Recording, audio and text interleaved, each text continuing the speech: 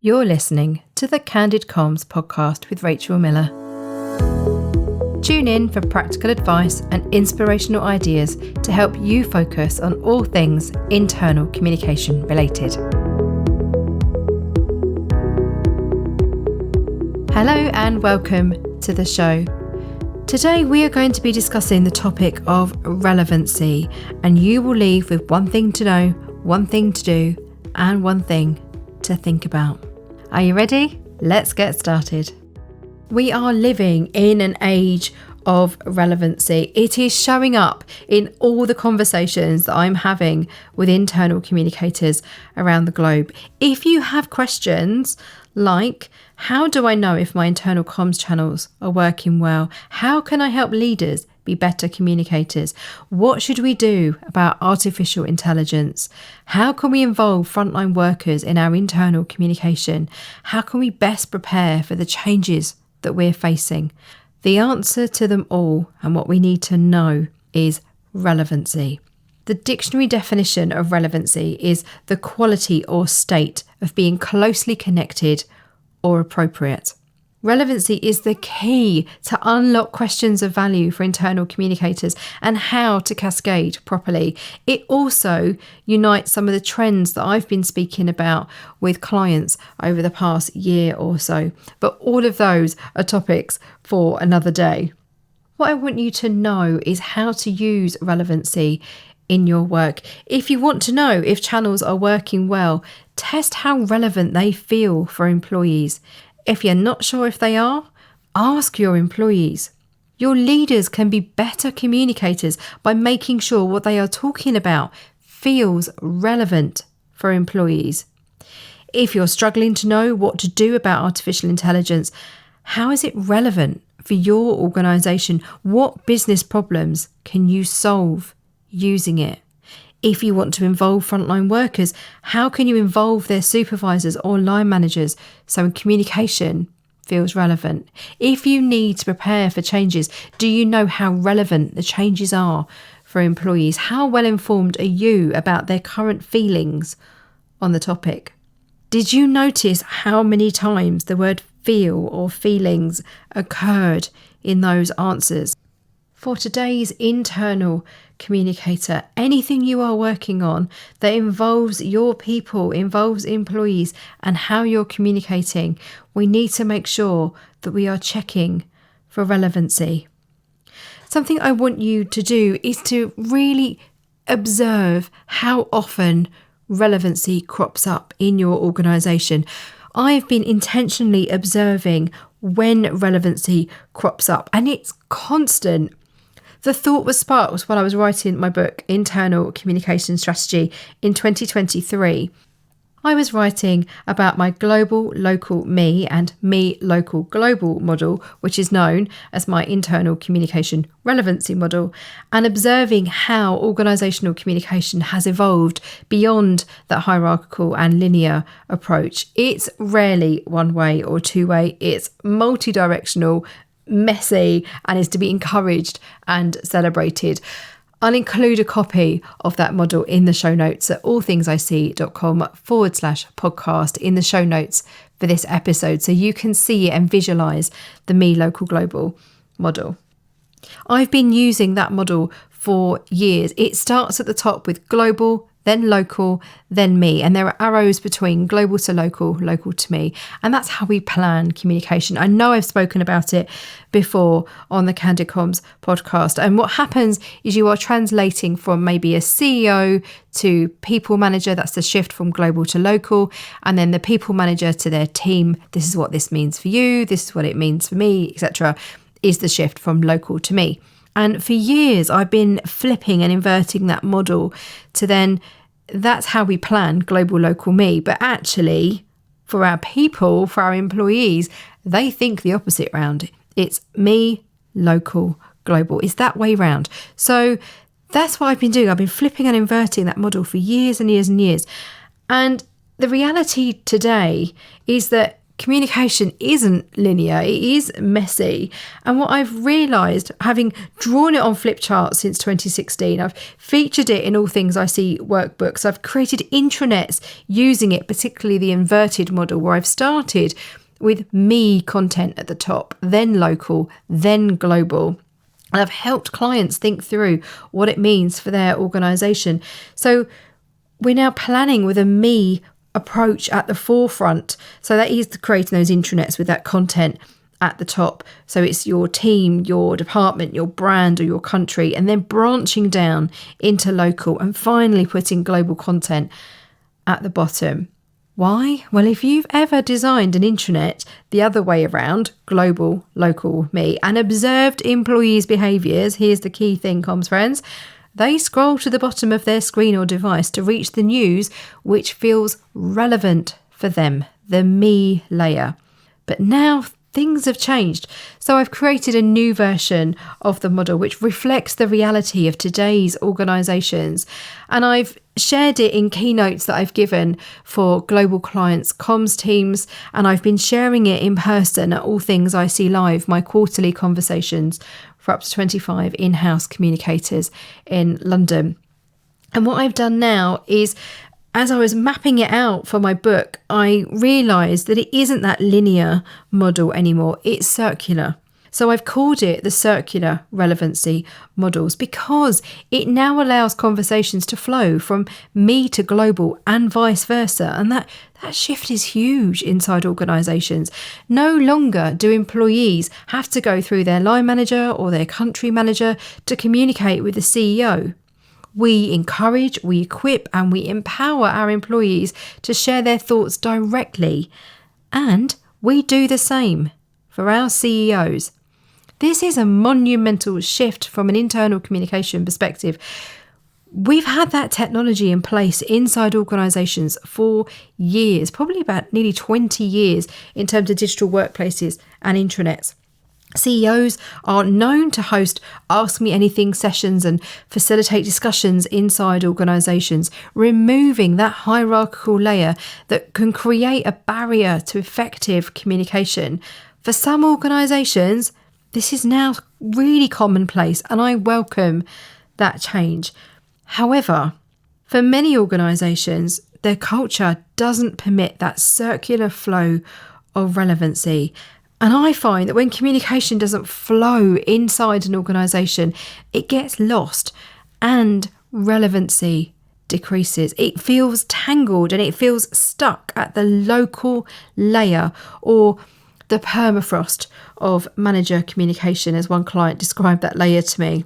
CEOs and employees say they don't hear from each other enough. Internal communication doesn't feel personalised, and no one can answer what's in it for me at any stage. However, it doesn't have to be this way, and that's what motivates me. Creating opportunities for employees and people of all job titles to be truly heard, to help organisations to transform from the inside out, and helping internal communicators increase your relevancy personally and professionally. I wonder how you feel about what I've just shared when I was describing that relevancy inside organisations and how it shows up. What has it made you think of? What do you need to know about your organisation? Where are the relevant people? What are the relevant channels in terms of the people or channels or methodologies which enable good, effective internal communication to happen? I don't mean relevant people in terms of the most important or the noisy ones. What I'm looking for is who are the conduits inside your organisation, who bind the organisation to itself, who help relevancy show up inside your company, who can answer and equip people to know this is what this change means for me, or this is why I need to care about this company strategy that we're focused on, or this new product or service that we're doing. Sometimes you may have employee ambassadors or change champions in place who are brilliant at making sure from a comms perspective, and this is what I want you to do, is to find the people who can help you ensure relevancy inside your organisation. In season 2, episode 6 of the Candid Comms podcast, I published an episode on how to work well with comms champions. And in that episode, I talked about the importance of making it really clear what we're asking people to sign up for by creating some bullet points in terms of a job roles and responsibilities there as a structure in terms of this is what we expect from you and this is what you can expect from us as an organisation or us as the internal communication team. When you're recruiting for champions, a core part of their role is to increase relevancy inside the organisation. If you are auditing and you are hearing that internal communication doesn't feel relevant, that our people don't understand why certain stories are shared or why certain teams are profiled over others because they don't see themselves show up. They don't see conversations that reflect the reality of what they're working on, for example. All of that is a consideration of relevancy. All of that is how are we enabling and equipping and trusting and providing our people with the ability to share their stories. Or if we're having those dissenting voices where our colleagues are feeling like none of this feels relevant. Why am I getting all these emails about events that are taking place in our Singapore office and I'm based in France, for example? If we're not being really clear and we're not tailoring and filtering content and conversations inside the organisation and you're serving everything up for everybody. I talked about this in season 5 when I was talking about channel strategy, how your audience or employee groups, intended recipients, I don't like audience, which is why I'm trying to change the phrase there. You might have noticed. But we'll go with it. It is the industry term, but I don't like audience because it implies a performance. And that's the complete opposite mindset of how I believe communication needs to be inside organisations. Oh, I've gone all passionate. Can you hear it in my voice? It's so important. But we're going to go with audience. If when you are planning your channels and looking at your channel strategy, if the audience is everyone, we've got a problem here, comms friends, because we need to be making sure that we are tailoring and hyper-personalising content inside our organisations because we want to increase the relevancy. If your people, your employees, are reading emails that have been sent to them or newsletters that have been sent to them and it is not clear what this means for you or what's in it for you, remember this me layer that we're talking about as part of that relevancy model, then people switch off.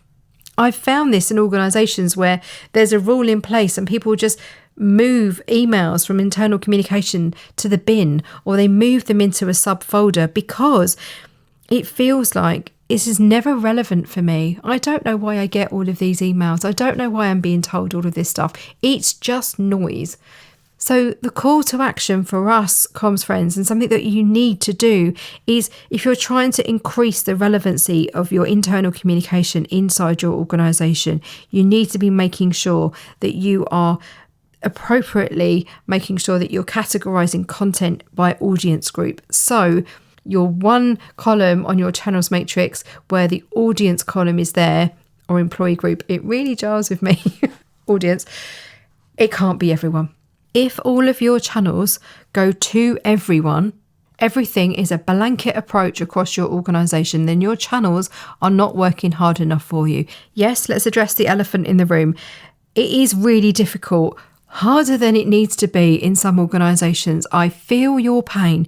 It is harder than it should be to get good quality lists, to get good data from your IT team or your HR colleagues to help you target appropriately. I hear this, I feel you, I know that this is a situation for many, many internal communicators. You want to increase the relevancy, but you are restrained and restricted by all of the mechanisms in place in your organisation that don't set you up for success. I know that is the case, but it is worth trying, it is worth asking and keep on keeping on about this, because if everything is a one size fits all, then it doesn't really serve anybody at all. If you're looking down that column of your channels matrix, I'll include some links in the show notes about creating channel strategies and completing channels matrices. I've got all sorts of writing on that. And I've got a couple of online masterclasses as well that I'll share with you. But if you're looking at that and your channel suite and it isn't targeted and it isn't tailored and it doesn't feel personal, it's not going to feel relevant. And therefore, all the time, money and effort that you are investing in your internal communications is not going to get a good return on investment there, because your people are just going to disengage. They're going to switch off. They're not going to respond. They're not going to turn up to things. They're not going to read things. So relevancy is absolutely crucial to enable good, strong, structured internal communication inside our organisations. We're going to take a short break, and when we come back, I'm going to leave you with something to think about. See you in a moment.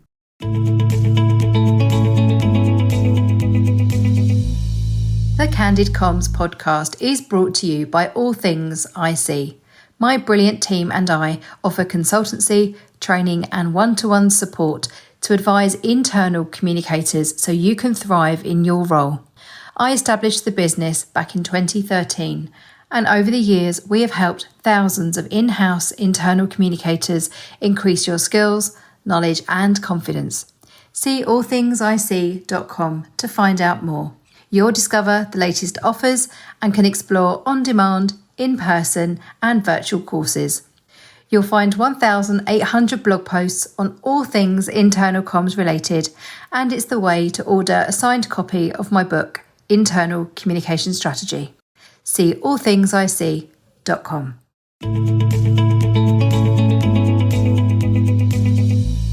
Welcome back. In the final part of today's episode, I'm going to share something for you to think about, and that's how you could use either the linear or circular version of my relevancy model in your internal communication strategy. And I'll include those models in the show notes at allthingsic.com/podcast in the show notes for this episode. And you can also find them pictured in my book, Internal Communication Strategy by Kogan Page. You could use either the linear or circular version of my relevancy model in your internal communication strategy to outline how internal communication happens in your organisation. If you are striving to transform organisational communication, you need to determine who or what is referred to at each stage. These are some things that I want you to think about as we close our conversation today. What does global mean in your organisation?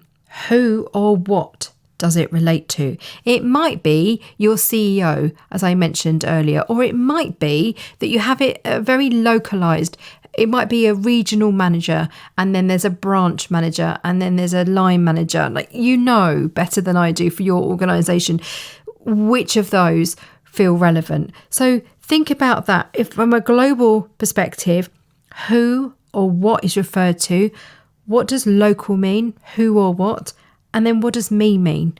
For each stage, map your channels to show where they fit in and how they flow to and from each other, or how they inform each other, which I refer to as signposting. So when I'm looking at an organisation's internal communication channels, what I'm looking for is how well do they work individually and earn their place, but how well also do they work with each other? How do they increase the relevancy of each other? And that's done through signposting. It is not just repeating the content across all of the channels, because then the quality goes down. What I look for is how are those channels working individually well and collectively well together.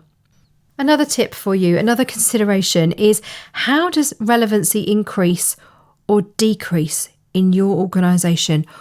What impacts it, or who impacts it? Where are those barriers? Where are those blockers inside your organisation? Or what accelerates it? What helps relevancy to happen inside your organisation? This is such a nuanced set of questions for your organisation. Spend time answering these questions. Consider who are your key internal groups or influencers, And then think about, how can this model support your strategic aims? If you're trying to increase relevancy, what does that look like? What does it feel like? What does it sound like in your organisation? So those questions: what does global mean in your organisation? What does local mean? And what does me mean? Who or what does it relate to? Map your channels to show where they fit and how they flow to and from each other, thinking about relevancy. How does relevancy increase or decrease in your organisation and what impacts it? Who are your key internal groups or influencers? And how can you use this model, or one that you create yourself, to support your strategic aims? There's a lot to think about there. It's never just one thing to think about. I've posed 5 questions there for you to think about. Do let me know how you get on. You can find me, Rachel Miller, on LinkedIn. I'm Rachel All Things I See on Instagram, or send me a message via the website hello@allthingsic.com. And best of luck. I'd love to know how you got on with this. And remember, what happens inside is reflected outside. See you again soon.